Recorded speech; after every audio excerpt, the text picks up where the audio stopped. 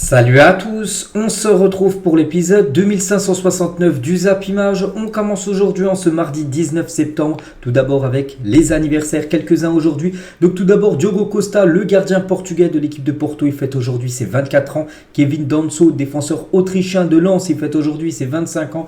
Ou par exemple Kieran Trippier, le défenseur anglais de Newcastle, il fête aujourd'hui ses 33 ans. On continue, on va parler de ce qui s'est passé hier soir dans les gros championnats en Europe. Tout d'abord en Première Ligue, c'était le dernier match de cette 5e journée en PL. Nottingham Forest contre Burnley, score final 1 partout. On peut voir les deux buteurs de la rencontre. À noter que le but de Hudson Odoi, magnifique but enroulé en pleine lucarne adverse, un magnifique but du genre anglais. Bref, donc voilà les statistiques de cette rencontre hier. Donc ça fait, ça partage les points bien sûr pour les deux équipes qui joueront de toute façon le maintien. Et concernant Burnley qui menait 1-0 et du coup ils ont concédé le match nul. Donc début compliqué pour le Burnley de Vincent Kompany en Première Ligue. N'oubliez pas que cette équipe avait remporté la saison dernière la 2e division anglaise, mais quand tu passes du Championship à l'APL, il y a un sacré monde d'écart, on peut dire. Et ils ont du mal. Bon, ils prennent enfin leur premier point parce qu'ils avaient perdu leurs 3 premiers matchs à cette équipe de Burnley. Donc le calendrier était cependant compliqué, donc il faudra suivre sur la durée parce qu'ils avaient tapé City, Aston Villa et Tottenham. Des équipes qui réalisent un très bon début de saison. On continue toujours avec la Première Ligue. Du coup, le classement après ce match nul hier, donc toujours dominé par City, Tottenham et Liverpool. C'est les 3 premières équipes de ce classement de PL. Et toujours avec les classements, cette fois-ci, concernant le classement du meilleur buteur en Première Ligue. Et Haaland commence déjà à s'envoler, on va dire, à cette première place. Déjà 7 buts pour Erling Haaland. Déjà 3 buts de plus que les 3 poursuivants là, qui le poursuivent avec 4 buts inscrits. On continue cette fois-ci en Espagne. Il y avait un match hier, Grenade contre Girona, et c'est Girona, peu importe, qui s'est imposé 4-2 dans cette rencontre. Donc très efficace, 7 tirs cadrés, 4 buts pour cette équipe de Girona. Et Girona actuellement surprenant 3e. Il y a le Real, il y a le Barça, et Girona actuellement 3e. Ils ont le même nombre de points que le FC Barcelone. 4 victoires, 1 nul, aucune défaite pour eux. 4 buts encaissés, déjà 11 buts inscrits. Ils ont plus marqué que le Real Madrid, cette équipe de Girona, qu'on a marqué 4 hier. Donc félicitations à cette équipe. Donc là c'était du côté de l'Espagne. Du côté de l'Italie, il y avait aussi 2 rencontres. La Salernitana contre Torino. C'est Torino qui s'est imposé 3-0 dans ce match. Donc efficace. 3 tirs cadrés, 3 buts pour le Torino.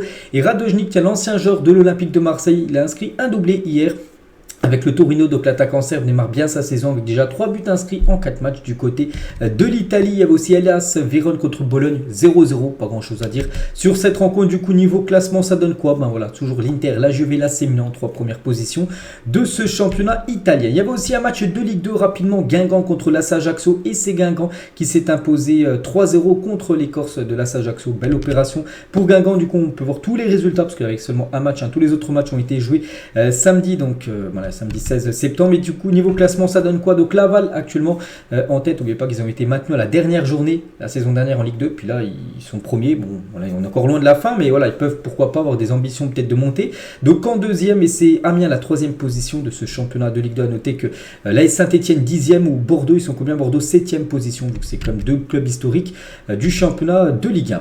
On quitte l'Europe, direction le continent asiatique. On va parler de la Ligue des champions asiatiques et l'équipe de Al Hilal qui joue son premier match contre, alors c'est qui?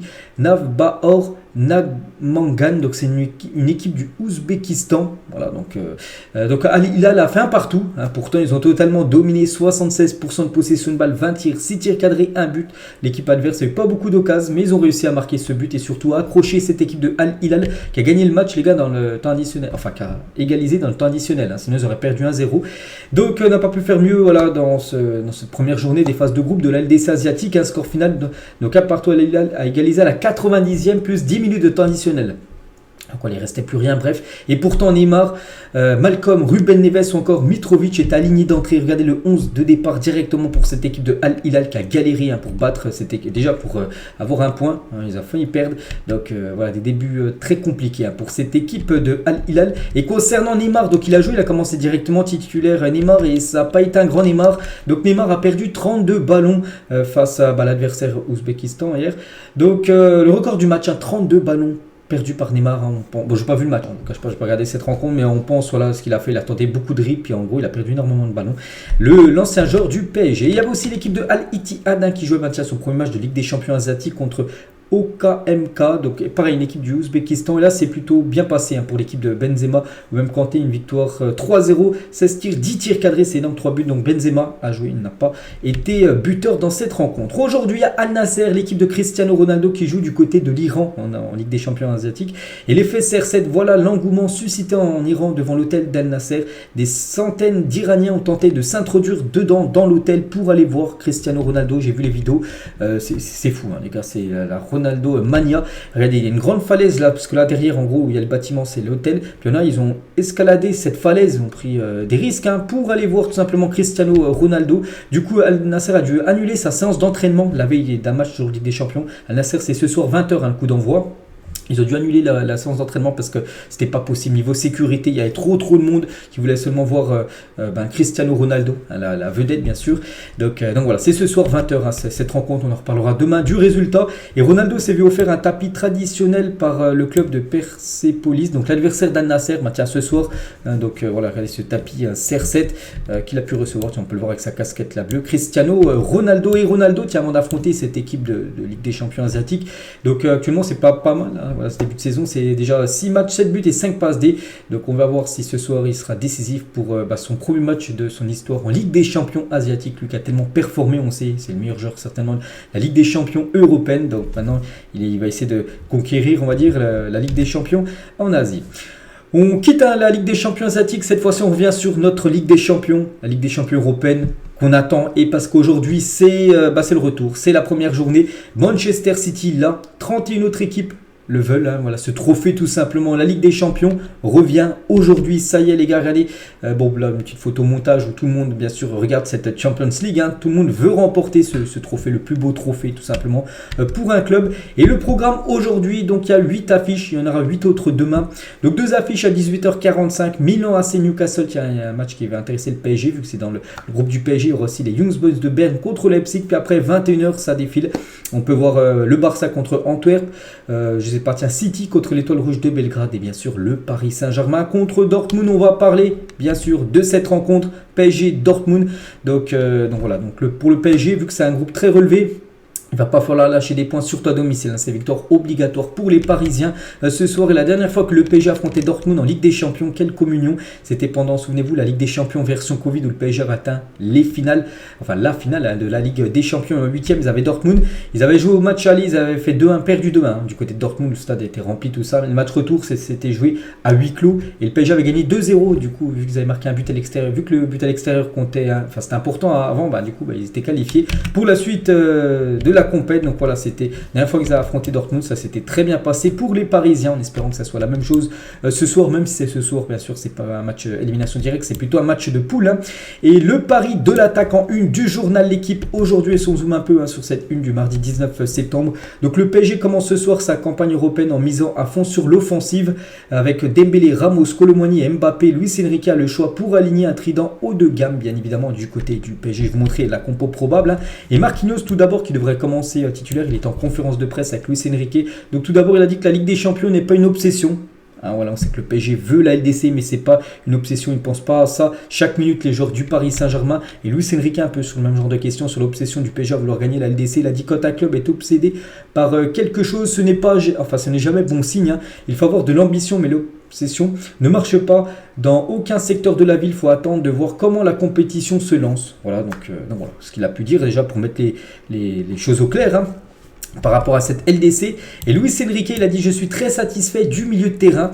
Ce milieu avec, je ne vais pas tous les citer, les joueurs du milieu de terrain, mais par exemple avec le départ de Marco Verratti, sans avoir trouvé un remplaçant à Verratti, il est quand même content. Voilà, des joueurs actuellement au milieu de terrain. Moi, je trouve comme que c'est léger, à part Ugarte. Je trouve que c'est léger, les autres milieux de terrain du côté de Paris.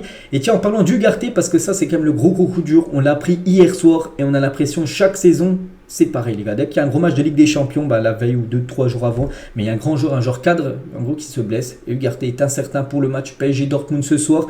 Donc le Parisien a été touché à l'entraînement aujourd'hui. Donc l'entraînement c'était hier, aujourd'hui il n'y a pas d'entraînement. Donc en gros il est incertain. Là quand je fais la vidéo, il est exactement 8h52. Mardi matin, je ne sais pas s'il est apte ou non, j'espère, parce que du côté de Paris, il vaut mieux l'avoir que pas l'avoir. On a pu voir contre Nice, il n'était pas là et ça a été très compliqué. Donc pour l'instant je ne sais pas, en espérant qu'il soit là. Mais bon, s'il a été touché à l'entraînement, ça se peut qu'il soit forfait pour cette rencontre ce soir. Et du coup, regardez à quoi ça pourrait ressembler tout simplement ce 11. Hein. Donc Donnarumma sera au but avec Lucas Hernandez, Skriniar, Marquinhos, Hakimi. Ça c'est sûr et certain, s'il n'y a pas de blessé là dans la journée, la défense et le gardien, ça sera ça. Milieu de terrain, Vitinha, Warren Zaïre, donc Ugarte, s'il est apte, ou sinon Danilo. Hein, Ugarte on met en parenthèse, mais sinon Danilo commencerait titulaire. Donc pour moi c'est léger le milieu de terrain. Voilà, si Ugarte commence, c'est parfait, mais Vitinha et Warren Zaïre, pour moi, c'est très très léger. Voilà, quoi, je sais pas, contre des milieux de. Je sais pas, le Bayern, hein, si le PSG joue contre le Bayern, j'en sais rien, plus tard dans la compétition, contre des milieux comme le Real, comme Manchester City, ils font pas du tout le point, le milieu du PSG. C'est ce que je pense. Hein, quand Luis Enrique dit qu'il est très satisfait des joueurs de milieu de terrain, on verra. Bref, et devant en attaque, les gars, ça devrait être Mbappé, Dembélé, et du coup, Kolo Muani devrait commencer titulaire parce que. Il y avait des doutes entre Kolo Muani et Gonzalo Ramos, on ne savait pas et du coup ça devrait être Kolo Muani qui devra être titulaire. Pourquoi? Donc sera actuellement pressenti pour débuter à la pointe de l'attaque du PSG, donc pas illogique après un match compliqué pour Gonzalo Ramos contre Nice, d'autant plus qu'il connaît mieux l'adversaire, c'est que Randal Kolo Muani jouait en Allemagne la saison dernière, donc il a affronté au moins 2 fois le Borussia Dortmund en championnat, donc puis il connaît bien sûr les équipes allemandes, tout ça, donc c'est pour ça peut-être que le mieux c'est de mettre Kolo Muani. En plus il a été décisif lors du dernier match avec une passe D pour Mbappé, alors que Gonzalo Ramos, toujours aucun but, aucune passe D. Donc voilà, je pense qu'il y a de fortes chances que ça soit Kolo Muani le 9. Ce soir, on verra certainement rentrer en cours de jeu Gonzalo Ramos. Du côté de Dortmund, les gars, Terzic, l'entraîneur allemand de Dortmund, il a dit on a les qualités pour pouvoir être dans cette Ligue des Champions. C'est difficile de commencer ici à Paris, mais on a les armes pour lutter. Ce soir, hein, il dit demain soir, mais c'était hier quand il a fait la conférence de presse, il a dit être le plus agressif possible. En gros, c'est l'entraîneur allemand, il va s'inspirer de l'équipe de Nice qui a réussi à déjouer totalement le PSG vendredi soir. Donc l'entraîneur de Dortmund veut s'inspirer de la victoire de l'OGC Nice au Parc des Princes en mettant une grosse agressivité sur les joueurs parisiens. Donc agressivité dans le bon terme, hein, bien évidemment. Mais voilà, mettre de la pression, tout ça. Ils vont essayer de s'inspirer tout simplement de l'équipe niçoise. Toujours avec Terzic, hein, sur la rencontre de demain. J'ai beaucoup analysé le PSG, tous leurs nouveaux joueurs sont très bons, j'en connais certains comme Kolo Muani. Leur entraîneur a de bonnes ambitions, il a également dit nous allons chercher à améliorer nos récentes performances, principalement en ayant des possessions significatives et en étant dangereux avec le ballon. Donc en contre-attaque, voilà, ils vont essayer de jouer aussi en contre-attaque parce qu'il sait que certainement la possession sera du côté du PSG, parce que voilà, le PSG on sait que maintenant avec Luis Enrique, la possession c'est très important, donc voilà, il va essayer de jouer très rapidement en contre-attaque et voilà ce qu'il a pu dire. Et concernant le joueur vedette, hein, la légende Marco Reus, donc buteur lors de la victoire de Dortmund contre Fribourg samedi dernier, Marco Reus ne devrait pas figurer dans le 11 titulaire, il est bien dans le groupe, hein, il est bien Paris, mais il sera certainement remplaçant d'après ce qui se dit. Donc Sébastien Haller devrait lui être aligné à la pointe de l'attaque, il devrait être le numéro 9, Sébastien Haller du côté de Dortmund. Et concernant cette rencontre, les supporters de Dortmund, on sait qu'il y a toujours une ferveur, hein, du côté de Dortmund, plus de 2000 supporters allemands, dont 300-400 ultras sont attendus au Parc des Princes ce soir. Le match est classé 3 sur 5 en termes de risque par la DNLHC, en gros, qui regarde si les matchs sont à risque ou non. Donc 3 sur 5, c'est quand même, c'est quand même un match plutôt chaud, hein, ce soir. Donc il y aura un service de sécurité renforcé autour du Parc des Princes pour que tout se passe bien. On continue les gars, il n'y a pas que le PSG qui joue ce soir, il y a aussi Manchester City. Et d'après l'équipe, hein, donc nos favoris pour la Ligue des Champions, 5 étoiles sur 5, c'est bien City. Bien sûr, quand c'est le rouleau compresseur, ce qu'ils ont fait la saison dernière. City est bien sûr une équipe à prendre très très très au sérieux. Et City les gars, elle est favori des paris sportifs pour répéter en Ligue des Champions, la remporter de nouveau. Ils ont déjà remporté la LDC, leur première de leur histoire. Et l'objectif maintenant, c'est de gagner la deuxième de suite, hein, on peut dire, pour cette équipe de Manchester City. Et c'est que regardez les codes par exemple des paris sportifs du côté de l'Angleterre, les bookmakers on peut dire.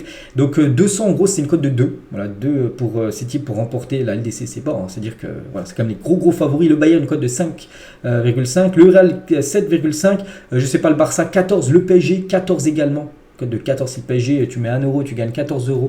Si le PSG gagne la Ligue des Champions, bon, il faut que bien sûr le PSG gagne la Ligue des Champions. On peut voir les autres équipes, hein, l'Atlético, même l'Inter, une cote à 25 pour remporter la LDC. City, seulement une cote de 2. Et il a dit, hein, Pep Guardiola, parce qu'aujourd'hui City, ça je vous ai pas dit l'adversaire, c'est l'Étoile Rouge de Belgrade ce soir au programme, hein, pour City. Bon, ça devrait le faire. Surtout c'est chez eux. Donc l'entraîneur de City pense pouvoir conserver la Ligue des Champions que le club mancunien a décroché pour la première fois de son histoire.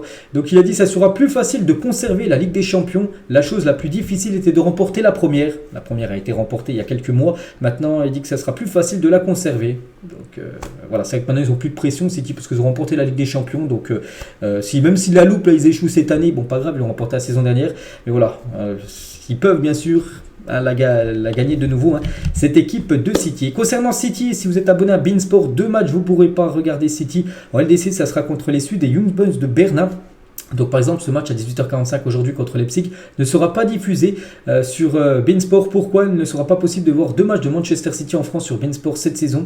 La raison, les Citizens vont affronter un aller-retour. Les Young Boys de Berne qui ont un sponsor dont la publicité est interdite en France, c'est le sponsor Plus 500. Vous savez, là, ce sponsor, il s'est interdit en France de diffuser ce sponsor-là. Donc est un service d'investissement portant sur des contrats financiers jugés très risqués par l'autorité française des marchés financiers. C'est pour ça que tous les matchs de cette équipe suisse ne seront pas diffusés sur beIN Sport. Donc par exemple le match aujourd'hui contre Leipzig, il ne sera pas diffusé. Il y aura seulement le match Milan-Newcastle à 18h45 qui sera diffusé. Donc ce qui veut dire aussi que les 2 matchs contre City ne seront pas mis sur beIN Sport. Si vous êtes des grands fans de City, il faudra trouver une autre plateforme pour regarder le match. Xavi fixe l'objectif principal. Là on parle du Barça maintenant bien sûr, plus de City. Donc Xavi fixe l'objectif principal du Barça en Ligue des Champions. Le Barça ce soir reçoit Antwerp en LDC. Bon, ça devrait le faire pour les Blaugrana. Pour l'instant l'objectif est très clair. Il faut sortir des poules. N'oubliez pas que les 2 dernières années, à chaque fois, 3e des poules sur 4. C'est pour ça que c'était reversé à chaque fois en Europa League. Et voilà, là cette année, il faut au moins aller en 8e. S'il n'y a pas de 8e avec le groupe qu'il y a, là, je pense qu'il faut virer l'entraîneur. L'objectif est de sortir du groupe et ensuite nous parlerons étape par étape. Mais l'objectif, c'est au moins déjà d'aller en 8e de finale. Donc, mais nous devons nous qualifier en 8e. Nous n'avons pas atteint ce stade lors des dernières saisons. C'est donc notre premier objectif. Et je pense que l'objectif du Barça pour réussir une saison, là, ce serait au moins d'atteindre, je pense, les demi-finales de la Ligue des Champions. Concernant l'AC Milan, l'AC Milan qui a perdu 5-1 là, il y a quelques jours. Et ils affrontent l'équipe, ils reçoivent Newcastle aujourd'hui à 18h45, une belle affiche. Zlatan Ibrahimovic, le légendaire Zlatan avec le coach Pioli pour retrouver des solutions pour un AC Milan malade. Donc il était présent Zlatan à l'entraînement, c'était hier avant d'affronter bien sûr l'équipe anglaise de Newcastle. Concernant Manchester United qui se déplace demain du côté du Bayern Munich. De nouveau un blessé, donc Manchester confirme qu'Aaron Wan-Bissaka manquera plusieurs semaines en raison d'une blessure. Au moins 10 joueurs ne sont désormais plus disponibles pour l'équipe de Manchester, ça fait beaucoup. Allez, ce 11 comme Wan-Bissaka, Varane, Shaw, Malacia, Amrabat, Mount, Amad Diallo, Anthony ou même Sancho, même si les 2 derniers ne sont pas blessés, sont plutôt écartés du groupe. Tous les autres sont blessés, Varane, Amrabat, tout ça. Donc voilà, au moins 10 absents minimum du côté de Manchester avant d'affronter le Bayern Munich demain. Et toujours avec Manchester United de Jamie Carragher, vous savez, c'est ce consultant ancien joueur par exemple de Liverpool, maintenant il travaille sur Sky Sport. Donc il a dit, il critique envers André Onana, il a dit l'un des incidents les plus désagréables de tous ces produits lors du match amical entre Dortmund et Manchester United en juillet dernier. C'est un match de pré-saison lorsque la nouvelle recrue André Onana a commencé à crier après Harry Maguire après seulement 5 minutes de jeu à mon avis en pensant se faire bien voir des fans de Manchester United. J'ai regardé ça avec incrédulité. Cela disait tout ce qu'il n'allait pas. Maguire était alors encore le capitaine du club. Il aurait dû réagir avec fureur, remettre Onana à sa place alors qu'Onana c'était son premier match du côté de Manchester. Au bout de 3-4 minutes de jeu, il a envoyé une grosse soufflante, là on peut le voir, à Harry Maguire parce qu'il a fait un peu une boulette. Donc il dit en gros que voilà, Harry Maguire aurait dû le remettre à sa place. C'est quand même le capitaine bien sûr de Manchester. Le joueur vient juste d'arriver et puis il lui met déjà il envoie déjà une tombante on peut dire. Donc mais Maguire a la personnalité de quelqu'un dont la confiance et l'autorité sont complètement brisées. N'importe quel joueur, ni de son nom, il a dit Keane, Vidic, Rio Ferdinand, Stam ou moi, parlant de Carragher, lui aurait fait dit de revenir dans son but. On dirait qu'il veut trop se montrer aux fans. Voilà ce qu'il a pu dire par rapport à André Onana et ce qu'il avait manqué de respect par rapport à Harry Maguire. On continue les gars avec la Ligue des Champions. Regardez aujourd'hui, je dis c'est le retour. Regardez toutes les équipes, le nombre de participations. C'est bien le Real Madrid qui a le plus de participations. Donc 24 participations pour le Real, 14 victoires, c'est quand même fou. Donc je sais pas, le PSG c'est la 14e participation cette saison en LDC. City c'est seulement la 13e participation et une victoire la saison dernière. Donc, voilà toutes les équipes, le nombre de participations. L'Olympique Lyonnais 16 participations en Ligue des Champions. Semaine européenne, donc il y a le PSG bien sûr. Demain il y aura Lens contre Séville, on peut voir aussi Rennes contre Maccabi Haïfa, Royal Union Saint-Gilloise contre Toulouse, Ajax, Marseille et Lille contre Ljubljana. Donc voilà toutes les rencontres l'encontre des clubs français. Il faut soutenir à fond les clubs français. Pourquoi? Parce que les 6 clubs français engagés en Coupe d'Europe ont une mission à accomplir, permettre à la France de reprendre aux Pays-Bas la 5e place à l'indice UEFA. Parce que la France là a perdu sa 5e place. Donc là, la saison prochaine, il y aura bien 4 équipes françaises en Ligue des Champions.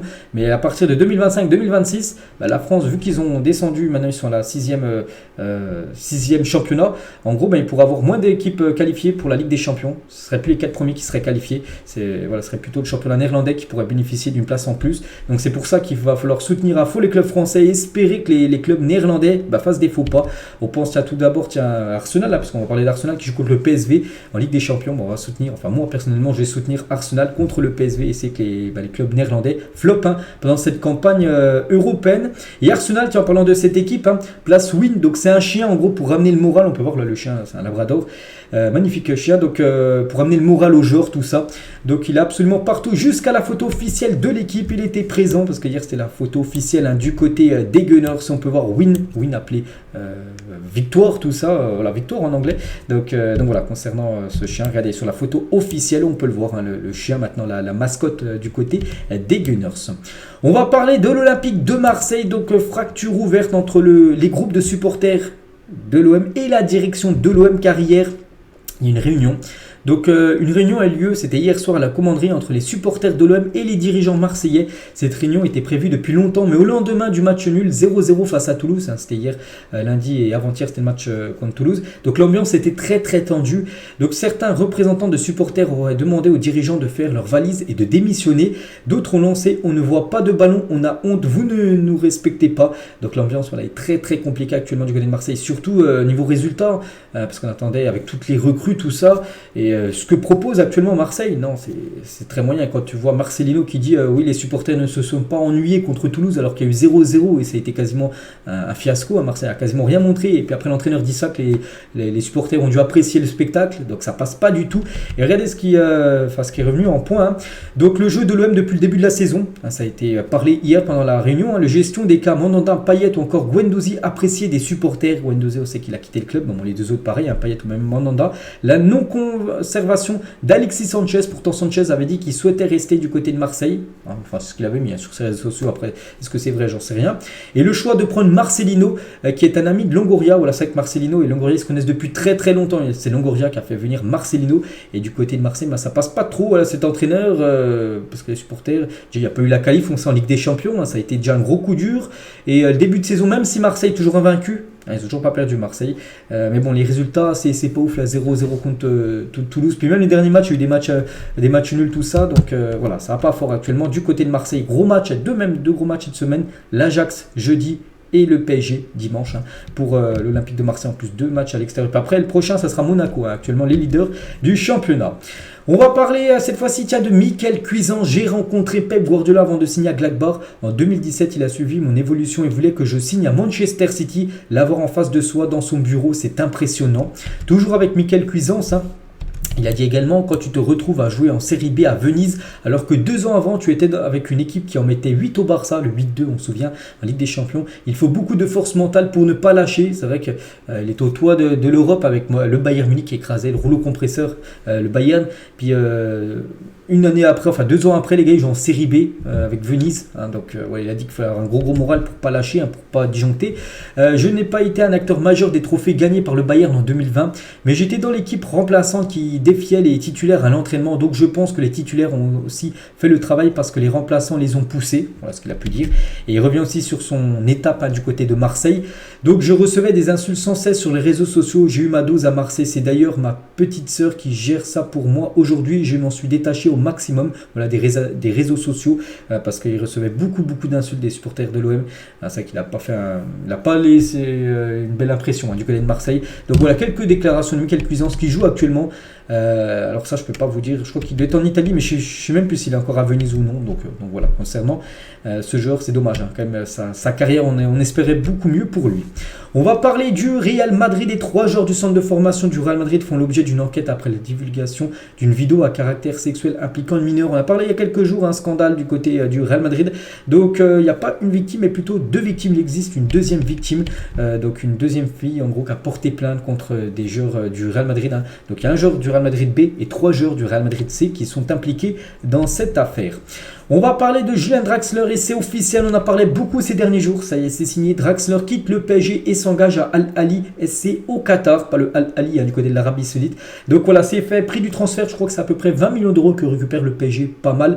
Donc il est arrivé lui en 2017, l'ancien Schalke vient de s'engager à bientôt 30 ans au Qatar, hein. Donc arrivé en 2017, au PSG, le polyvalent joueur offensif, en tout cas à son arrivée, a traversé les saisons sans réellement laisser sa trace. Donc Draxler fait son bilan en 6 ans au PSG. Bon, il a été prêté la saison dernière au Benfica où il a été blessé. Donc il a joué en tout 198 matchs pour 26 buts et 38 passes décisives. Un vrai gâchis ce joueur, c'est vrai. Il avait remporté en plus, on se souvient, la Coupe du Monde 2014 avec l'Allemagne. Donc voilà, il s'y file du côté du Qatar. Bonne chance à lui. Et les transferts du PSG scrutés par l'UEFA. Donc le PSG a très bien vendu. Donc Verratti, Draxler et Diallo à des clubs qatariens. N'oubliez pas que le PSG, le propriétaire c'est QSI, Qatar Sport Investissement. Donc c'est pour ça que l'UEFA va regarder si ces transferts sont, si tout est ok dans les règles, parce que ça se peut que ça peut faire gonfler les comptes, tout ça pour le PSG, pour le fair play financier. Donc mais si l'UEFA juge la proximité trop grande entre le vendeur et les acheteurs, Paris ne pourra pas faire figurer ces opérations dans ses comptes. Voilà, donc c'est pour ça que l'UEFA regarde vraiment de ce qui se passe entre le PSG et les joueurs qu'ils ont vendus du côté du Qatar, parce que c'est pas fini les gars, parce que regardez aussi un autre Parisien, Ilyes Ousni, jeune joueur de 18 ans, vient d'être prêté par le PSG à Al Sadd au Qatar. Donc voilà, encore un joueur du PSG qui file du côté du Qatar. Et concernant ce jeune Parisien, bon, qu'on a vu quelques fois jouer avec l'équipe première, mais souvent avec l'équipe U19. Donc il rejoint pour un prêt d'un an. Et surtout, il faut entrer dans un processus de changement de nationalité et pour être naturalisé qatari très prochainement. Voilà, donc il pourrait jouer avec la sélection du Qatar. Voilà, Ousni, donc voilà, déjà ça c'est officiel son transfert et voilà, il pourrait devenir qatarien, je sais pas comment ça se dit, bref, et jouer avec la sélection du Qatar. Et toujours du côté de Paris avec tous ses départs, peu réputé pour ses ventes, le PSG a bien dégraissé son effectif cet été. Regardez tous les joueurs qui ont quitté le club avec Draxler et Ousni, même qui n'est même pas marqué dans cette liste. Donc voilà, le PSG a très bien vendu sur ce mercato. Officiel, l'Algérie et l'Égypte s'affronteront en match amical le 17 octobre prochain, dans un peu moins d'un mois, donc on est le 19 septembre, donc dans un mois, à Abu Dhabi aux Émirats Arabes Unis. Donc ça sera un match bien évidemment pour préparer la Coupe d'Afrique des Nations. L'ex-crack Alen Halilovic s'exprime sur Lamine Yamal, donc lui le joueur à gauche là, c'est en gros une pépite à l'époque du côté du Barça. Bon, il n'a pas fait la carrière qu'on espérait pour lui, parce que c'est vrai qu'il a été vite parti dans les oubliettes. Donc Lamine a tout pour réussir au Barça. Moi j'ai manqué de patience la première année, j'évoluais en équipe B, j'étais jeune et voulais jouer avec la A. 27 ans, je réalise que je me suis trompé. Donc voilà, il n'avait pas assez de patience, puis il dit qu'en gros il s'est trompé quand il était plus jeune. Il veut que Lamine Yamal fasse pas les mêmes erreurs qu'il a pu faire. Toujours avec lui, il parle de Luka Modric dans la vie de tous les jours, c'est quelqu'un de normal. Il a tout gagné, il a été ballon d'or, mais si vous l'appelez à 3h du matin pour lui demander des conseils, il le fera sans problème. C'est une excellente personne. Voilà ce qu'il a pu dire. Les deux sont croates, bien sûr, Halilovic et Halilovic. On peut voir qu'il a coupé les cheveux maintenant. Donc il a refusé l'Arabie Saoudite. J'ai reçu une très grosse offre d'Arabie Saoudite, mais je n'ai pas voulu accepter car je pense toujours être de revenir à un niveau supérieur en Europe. Donc je ne sais même plus où il joue ce joueur. Donc voilà, concernant cet ancien joueur du FC Barcelone. À peine un mois après la Coupe du Monde, les Bleus sont de retour à Clairefontaine pour préparer leur prochaine échéance avec la sélection. Donc là, elles vont préparer des matchs pour la Ligue des Nations féminines. Et les Françaises, après l'échec de la Coupe du Monde, elles ont atteint les quarts. Elles auraient pu atteindre plus, enfin au moins atteindre les demi, parce qu'il y avait Elles pouvaient battre ces Australiennes, bref. Donc voilà, elles étaient présentes aujourd'hui à Clairefontaine pour les 2 prochains matchs. Et du côté de l'Espagne, les gars, une sélection qu'on a beaucoup parlé vu qu'elles ont remporté la Coupe du Monde, mais surtout ce qui s'est passé, on sait après avec le fiasco, avec le bisou, tout ça. Et Jennifer Hermoso, donc c'est pas elle, c'est la nouvelle sélectionneuse de l'Espagne parce que l'ancien sélectionneur a été viré. Donc n'a pas été convoqué, donc Hermoso, cette joueuse là qui avait pris le bisou de Luis Rubiales, donc n'a pas été convoquée par la nouvelle sélectionneuse de l'Espagne, Montse Tomé. Cette personne sur la photo, au contraire d'une partie des grévistes. Donc 15 des 23 championnes du monde qui étaient en grève ont pourtant été appelées, mais pas Jennifer Hermoso. Donc voilà, concernant cette sélection espagnole féminine. La candidature de l'Angleterre, l'Écosse, le Pays de Galles, l'Irlande et l'Irlande du Nord pour l'organisation de l'Euro 2028, parce que là l'Allemagne, enfin en Allemagne c'est en 2024, et en 2028 ça pourrait être du côté du Royaume-Uni, parce qu'on peut voir là les pays qui pourraient l'accueillir, donc serait très proche d'être accepté, donc il y a de fortes chances que ça se joue là-bas, le futur Euro 2028. Néanmoins, l'UEFA ne souhaiterait délivrer que 2 places directement qualificatives aux pays hôtes. L'idée serait de laisser les 5 pays jouer les qualifications et d'octroyer si besoin les places à 2 pays qui auraient échoué à se qualifier pour l'Euro. Donc voilà, concernant bien sûr, c'est pour ça s'il y a 5 pays, ils ne veulent pas que les 5 pays soient directement qualifiés tout simplement pour jouer l'Euro, parce que normalement le pays organisateur est qualifié bien sûr pour jouer l'Euro. Ils aimeraient qu'ils jouent quand même les éliminatoires. On pense que l'Angleterre serait qualifiée directement avec les matchs et comme ça permettrait peut-être aux pays qui n'ont pas réussi à se qualifier. Et si c'est des pays organisateurs de l'Euro 2028, comme ça ils auront leur billet pour bien sûr être présents pour cette compétition. On va parler de Nagelsmann, a été refroidi par le salaire proposé par la sélection allemande au Bayern Munich. L'Allemand touchait 7 millions d'euros par an.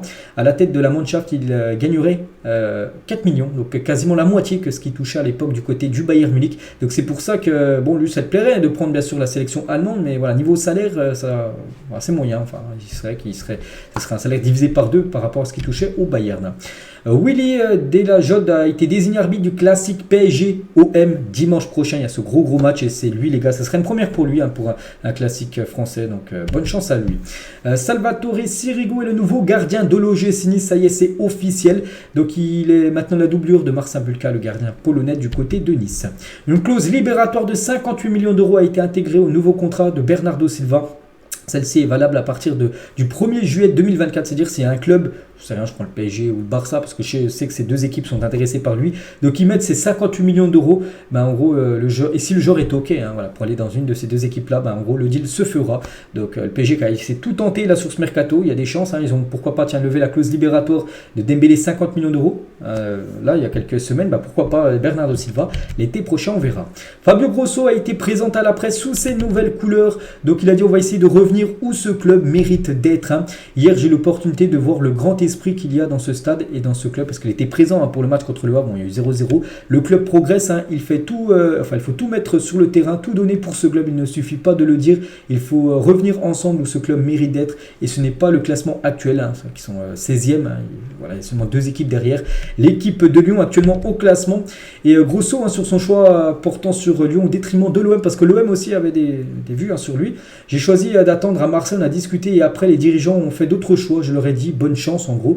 Après j'ai attendu quelque chose qui me plaisait vraiment. J'aime prendre des risques et c'est pour ça en gros que dès que Lyon était intéressé par lui, il a voulu être et il est maintenant l'entraîneur de l'OL. Et John Textor maintenant sur les ambitions lyonnaises avec le nouveau coach. Tout le monde dans ce club pense que le fait de ne pas être en Europe serait un échec. Nous avons la bonne personne avec Fabio Grosso qui va faire ce travail pas à pas. Revenir en Europe doit toujours être l'ambition de ce club. On a le bon coach. C'est vrai que maintenant il va falloir changer de stratégie et surtout gagner des matchs parce qu'actuellement l'équipe de Lyon n'a toujours pas gagné le moindre match en ce début de saison.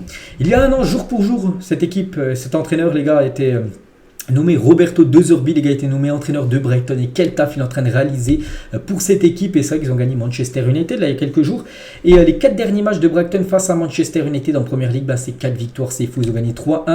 Là il y a quelques jours, ils ont gagné 1-0 en mai 2003, ils ont gagné 2-1 en août 2022 et 4-0 en mai 2022. Ils restent sur 4 victoires d'affilée, soit à l'extérieur ou à domicile, peu importe. Brighton sur Manchester United. N'oubliez pas que Brighton affrontera l'Olympique de Marseille dans à peu près 2 ou 3 semaines en Ligue des Champions. Pisté par en Europa League, désolé. Pisté par le Barça et le PSG, le phénomène uruguayen Fabrizio Diaz, 20 ans, vient de s'engager avec Al Gharafa au Qatar. Grosse déception pour les 2 clubs Barça et le PSG parce qu'il le visait. Donc lui, en gros, c'était le capitaine des U20 de l'Uruguay. Et l'Uruguay, il y a quelques semaines, ils ont gagné la Coupe du Monde U20 et c'était vraiment une pépite. Et du coup, il s'engage du côté du Qatar. Donc dommage, on pense que financièrement, bien sûr, il va toucher un gros paquet d'argent. Hugminson et Eze à la London Fashion Week, c'était hier, la London Fashion Week, on peut voir par exemple il y a Hugminson qui était présent, il y avait aussi Bukayo Saka qui était présent les gars pour cette Fashion Week, maintenant retour pour eux en club parce qu'ils ont des matchs à préparer, surtout Arsenal qui joue demain contre le PSV. Infantino repérage pour le stade plutôt de la finale de la Coupe du Monde 2026, vous savez que la Coupe du Monde 2026 va se dérouler au Canada, aux États-Unis et au Mexique et pour l'instant on ne sait pas encore où va se dérouler la finale, dans quel stade, et dimanche soir donc le président de la FIFA assistait à un match de NFL, donc football américain, dans le stade des Dallas Cowboys, postulant à l'accueil de la finale de la Coupe du Monde. Ça pourrait peut-être, parce qu'il est parti dans ce stade, regarder si ce stade pourrait potentiellement accueillir la finale de la Coupe du Monde 2026, ce stade du côté de Dallas. Une photo tiens, de Mbappé, les gars, ça a été vu lors du dernier match du Real Madrid, vendredi contre la Real Sociedad. Donc lui, il a floqué Mbappé avec le symbole du dollar en gros, par rapport à Mbappé bien sûr, de l'argent. Le maillot probable de l'équipe de France pour l'Euro 2024, il devrait ressembler à ça. Le maillot des Bleus, très beau maillot de couleur bleue bien sûr, avec le bout des manches bleu, blanc, rouge et surtout l'écusson de couleur dorée et les 2 étoiles dorées. Avant c'était de couleur blanc, hein, l'écusson. Donc voilà, concernant ce magnifique maillot, c'est pas encore officiel, mais il y a de fortes chances que ça soit ça. Je le trouve très très beau. Maxence Lacroix tient sur les Bleus hein, et sur ses objectifs personnels, il a dit faire la meilleure saison possible et pourquoi pas prétendre à une place dans le groupe de l'équipe de France. Je veux viser le plus haut possible. Donc lui en gros c'est un défenseur central de Wolfsburg. Après le problème peut-être pour lui c'est qu'il joue défenseur central et il y a énormément de monde en décès du côté de l'équipe de France. Après les meilleurs joueront et seront appelés, pourquoi pas, c'est vrai que c'est un joueur qu'on parle peu mais il fait le taf hein, du côté de Wolfsburg. Et Lacroix hein, il liste les menaces de Dortmund pour le PSG ce soir hein, parce qu'il affronte souvent Dortmund en championnat là-bas en Allemagne. Il a dit Adeyemi hein, donc un joueur allemand qu'il va falloir surveiller, peut faire des différences si on le prend à la légère parce qu'il est petit, on se dit qu'on va y arriver mais il peut causer pas mal de soucis hein, le jeune Adeyemi. Il y a aussi Brandt très bon et élégant, Cannes a aussi de la bouteille et sait casser le jeu. Donc voilà, concernant les menaces hein, du côté de Dortmund. Et on finit tiens, avec la Ligue des Champions.